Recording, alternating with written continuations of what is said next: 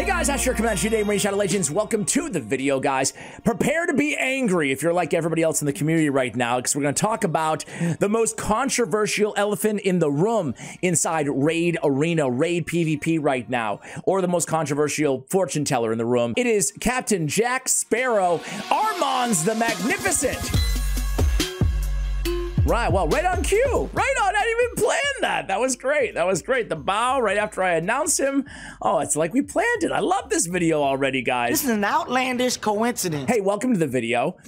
This all started with a video that my good friend, colleague, Big Papa Drock, I love this dude, love his channel, right? He put out a video just a few days ago called Absurdly Broken. Armanz has ruined Arena and needs an immediate nerf. Tell us how you really feel, Drock. Tell us how you really feel. But honestly, in a world where every content creator in every genre feels like they're just constantly pandering or whatever, it's refreshing to actually hear someone's raw opinion, even if it's an unpopular one. So some of you guys, half of you guys, might be watching this and saying, unpopular, Ash. Big Papa Drock is absolutely right. But I hit him up and I was like, you know what? It might be fun to do an Armanz collab with you. Maybe just talking about the state of the game in general, the state of the arena, yada, yada, yada. Always love having Drock on the channel. And he sent me this Saturday at 4 p.m. Now you guys know when we're going to collab. Oh, no.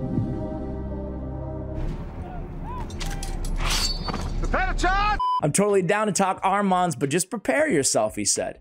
My negative take on him was legit. The most disliked video I have ever made. It's his most disliked video. You already know his opinion. I will link it, though. I would encourage you guys to support Big Papa. I love it when they call him Big Papa. But first, today's video is brought to you by Watcher of Realms, where we have an awesome event for this amazing fighter behind me. It is Falcia. Look at her solo, the guild boss. Unbelievable stuff here.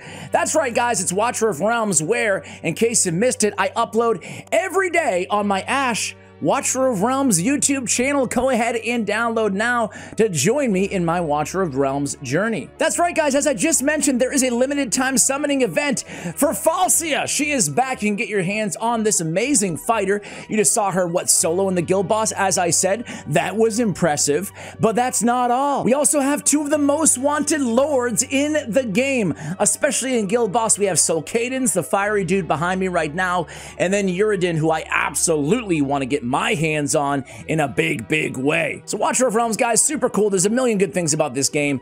It's the perfect game to play alongside Raid. Honestly, I play both of them, obviously. And one thing, I always try to share a little tidbit of what I really like about this game. A really good market. A really good market, right? What are those? I know you're probably unfamiliar with the concept, but there's a bunch of free refreshes. Almost everything in here is extremely valuable and represents like really good deals. So it's a market worth checking in. As a little beginner tip to you guys, worth checking in every single day. Moreover, just quality of lifestyle, all the arena market, the bazaar, all that stuff, it's all combined into one easy dwarven association, aka the market in-game. Now, before I let you guys go, I have to remind you, Watcher of Realms is now available on PC. I'm playing on PC right now. This is the optimized version of the game. I'd strongly recommend it for you guys. So what are you waiting for? Go ahead and check out my Watcher of Realms YouTube channel and make sure you download using my link or the QR code on the screen. Thank you, Watcher of Realms, for sponsoring today's video. I wanted to go ahead and take a look at some of these comments. Actually, before we look at the comments and why is this so controversial, let's just arm ourselves with the facts first, right? First off, you guys know Armanz. You're probably familiar with him. He's a fusion. He's broken, extremely good. He stuns everybody. He takes an extra turn. He's stealing the turn meters. He's removing buffs and turning somebody into a sheep that can't be blocked. It's ridiculous. He's super strong. He's broken. He also has the strong passive and the speed in arena battles, right? I don't think we've ever seen a more disruptive arena champion, whether you love him or whether you hate him. By the way, I kind of love him and hate him, and I use him because if you can't beat him, damn it, you join him, right? You join him. You find out how to counter and you join him. So I have like two strategies in the arena, by the way, live arena. Strategy number one is if I pick first, Armanz strategy. Strategy number one is if I pick second, aka the non-Armanz strategy, how to counter Armanz strategy, where we all do our best, basically, to mitigate him. Anyway, let's take a look at the actual stats here. So Armanz the Magnificent on hellhades.com is live arena stats, right? I chose gold 2. I mean, we can go anywhere. Gold 3, the numbers are going to be roughly the same here. Gold 1, 2, 3, whatever. I just chose Gold 2 as a metric here. Now, Gold 2 Live Arena does skew towards the end game. So take that into consideration, and I promise you guys, we will mention that in today's video as well. I want to be pretty comprehensive with how we look at this guy. But even if we go down to, like, I don't know, Silver 2, for example, you're still seeing the numbers are going to be very, very high compared to literally every champion, not only at the time of this recording, but also ever in Live Arena. So Gold 2, let's compare him. His pick rate is 40%.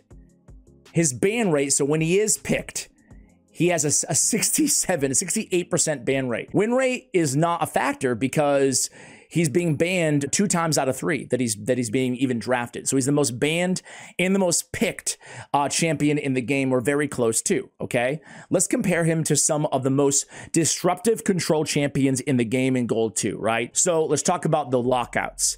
Yumeko. Yumeko's pick rate is a 7, an 8, let's just round up. So 8 compared to 40. Her ban rate is a 31, and her win rate, again, we're not going to talk about win rates, right?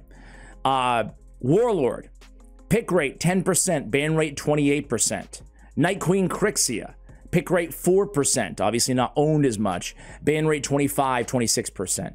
How about Siphi the Lost Bride? By the way, my strategy, if I don't pick Armanz, is I go with a Siphi and a lockout as my second 2, a higher resistance Siphi, but very fast in a lockout. So like a triple righteous or something.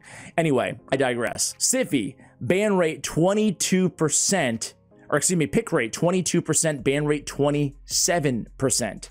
So Siphi's definitely up there, one of the best arena champions in the game. Sun Wukong. Now, up until this point, it's hard to judge apples and oranges a little bit because you could absolutely ask your question. But wait, Ash, Armanz was a fusion, so a lot of people have him, unlike all the champions that we spoke about. So let's talk about the other 2, more accessible, even more than Armanz champions. And Sun Wukong is definitely, to me, Armanz is like over here in terms of his annoying level, 10 out of 10. His disruption level in the game, right? How much he's disrupted everything about the arena. And then he's also, Sun Wukong's like an 8 out of 10, a 7 out of 10, right? So he's in the same conversation is what I'm trying to say. To me, Armanz, well, let me just go through the rates. Pick rate for Sun Wukong, 41%. Ban rate, 18%. So 40.85 on a pick rate for a free champion just barely beats Armanz. And Armanz was not a daily login. Everybody in the game gets him. Armanz was a fusion, but granted at Gold 2, most players probably go for fusions, right? So anyway, ban rate though, way lower, right? Armanz getting banned 2 out of every 3 battles. Sun Wukong is getting banned 1 out of every 5 battles, right? A little bit less than that. How about UDK? Another freebie. UDK, 16% pick rate, 16% ban rate, okay? So there's some numbers just to kind of give you guys the lay of the land when it comes to, some popular control champions, as well as just some popular accessible champions in the game. So I want to look at the comments here and see what people had to say to Drock in the comments, see what the take was. What are both of the sides of this argument? And I want to just pause for a second first before we cover both sides. What was Plarium thinking added this dude to the game? Corporate greed? It's weird. I've been playing this game for a little bit of time now, right? And one of the kind of OG channels out there, right? Been covering it since 2019 here on the channel. And the thing about Armanz is, I remember a few times, and you OG players out there will know this, right? There was a few times in the game of Raid where everything changed because of one champion in the arena. I'm sure I'll be missing a few, but everything changed dramatically when way back in the day, it was like speed and hegemon. There was no stone skin or any of that stuff. Certainly no polymorph, right? But the big things for me were all speed teams and hegemon teams for a long time. Then Tormund came around, and Tormund really countered the speed meta in a big way because the turn meter fills and yada, yada, yada. There was freeze everywhere, and it was all about, like, if I was to rewind 3.5, 4 years ago, all the complaint videos would be like, Tormund is breaking the game and it needs an immediate nerf, right? That's what it would be like. That everybody hated Tormund. He was ruining everything, And then the same thing kind of happened again with UDK. Same kind of thing happened again with Stone Skin as a concept in the game. It changed everything for better or for worse. A lot of people hated it. A lot of people liked it because it countered the current meta. And then it kept going, right? We got like champions like Sun Wukong. And then the big, arguably the biggest one was Polymorph. The effect that it had, again, for better or for worse, most would say worse, but Polymorph was another one of those big seismic shifts in the landscape of PvP and Raid Shadow Legends. And then there was Armanz. You could probably argue Taurus and Marichka are somewhere in there too, right? Even maybe Sify and Rotos, right? But like, these are the big beats that PvP has taken over the years. So I want to share my opinion before we jump into the comments and talk about like the different perspectives here, right? My opinion is, and I think this is even though it was the most unpopular video in Big Papa Drock's history on YouTube, I think the majority of people, my sense, would actually agree with him, would actually want an Armanz the Magnificent nerf.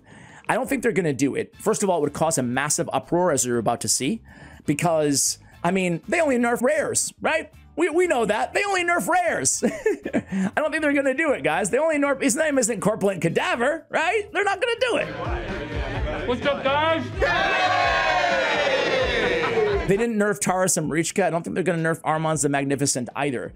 I think that we've had one like meeting with the actual developers of Raid Shadow Legends. I mean, like, with all due respect, I love the community team, I love the marketing team, and I love the people that I work with at Plarium. However, I've only met the developers once and heard their insight.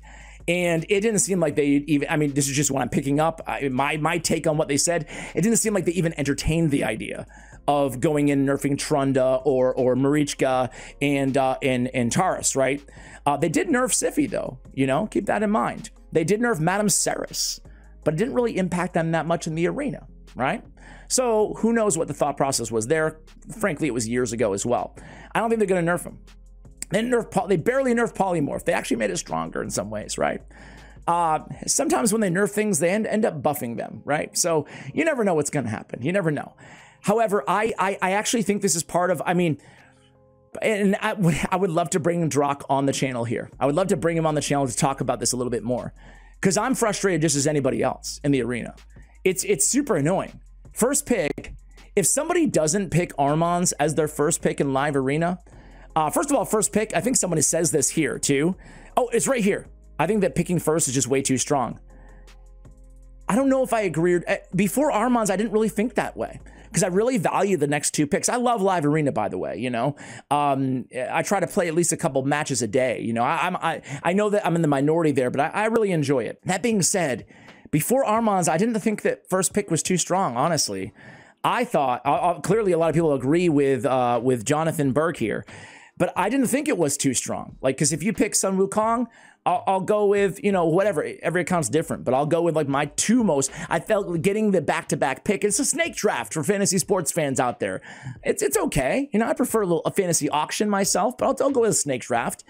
Either way, with Armanz, I do feel like it's now too strong, but that also speaks to Armanz being too strong. The proof is in the pudding. The stats is right there for everybody to see, right? So anyway, my opinion is I don't think they're going to nerf him. I don't know if they should nerf him. You know, as it's really tough to introduce a fusion, have thousands and thousands and thousands and millions of players waste or use their resources to go for them, and then smack down with the nerf hammer, you know? That being said, there's absolutely no denying how disruptive and disgusting this champion is.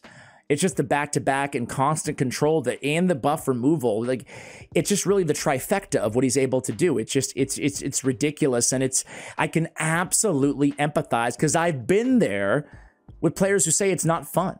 It's not fun to go against one champion who's so incredibly disruptive and dominating in one specific area, which happens to be PvP, right? You know, you've got a lot of courage walking into the lion's den. People would be outraged. I assume a lot of you guys watching, half of you, would be upset if they nerfed Armanz after you spent a lot of money or time and resources getting your hands on this dude, right? So there's that, the community blowback that they'd face. And number two is, it kind of goes back to what I was saying about all these other champions that we mentioned. It's A, they haven't shown the propensity to go back and make those changes, right? Nerfing things or whatever, adjusting things, fixing things, right? B, they have shown over the last 5 years, if you take kind of a macro approach and zoom out a little bit, they've shown that the way that they like to balance the arena, for better or for worse, at least in my observation, is through introducing more disgusting things, right? Like the way they balance too much speed is just a crazy freeze champion. The way they balance, you know, more speed introduced to the game is stone skin, right? And they just keep adding that. The way they balance too many debuffers out there is obviously polymorph, right? The way that they balance the strength of lockout champions like Crixia and Warlord and Yumeko is mythicals who can convert forms and have all of their skills on the second alternative form still available, right? So they've shown the propensity to go in and do those sort of things.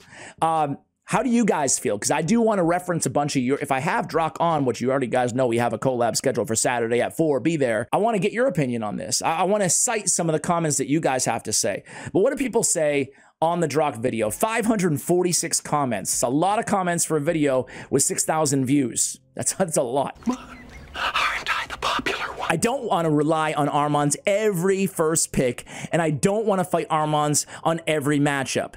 They can nerf Eurogrim so fast, which doesn't break the game. In fact, it helps a lot of players. Plarium logic never fails to amaze me. So, Isa Tramlin. I'm sorry for butchering your name, but for Isa, he actually agrees with Drock, right? We get Jonathan, I think picking first is too strong. Armanz is a guaranteed ban no matter what strategy or champion the opponent picks. You have to ban Armanz. Who has the fastest Armanz wins arena, except when he gets sheeped. Armanz is, except he gets sheeped, excuse me. Armanz is like Cadaver of PvP.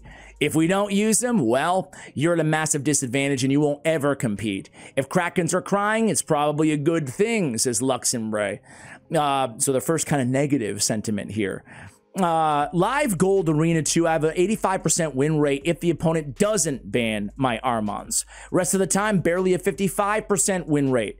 I run speed teams, slippery slope, and certain live arena times, opponents seem a lot harder. Interesting observation there.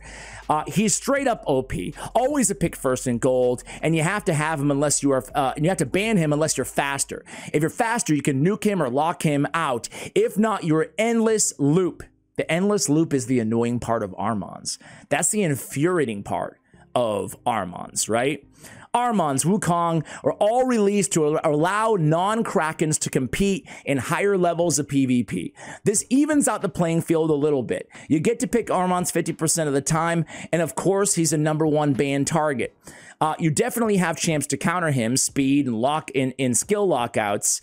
IMO Armanz is helping 99% of players, and I play in Gold 3 live, medium spender.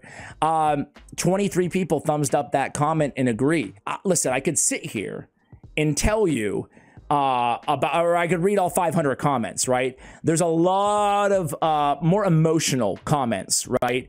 And there's a lot of people who are saying, thank you so much. He is an auto ban 100%, an auto nerf, he should be 100%, right? However, I personally agree with Drock. I think that this dude needs a nerf. I just don't think they're gonna do it. What about you guys? What do you guys think should happen with Armanz the Magnificent? He's absolutely changed everything about the arena in this game. The question is it a good thing? Is it a mechanism? Is he a vehicle to help free-to-play players contend in the arena? I would say no. I mean, that might be one of... Do you think that Plarium really thought to themselves, hey guys, gather around, it's time for a team meeting.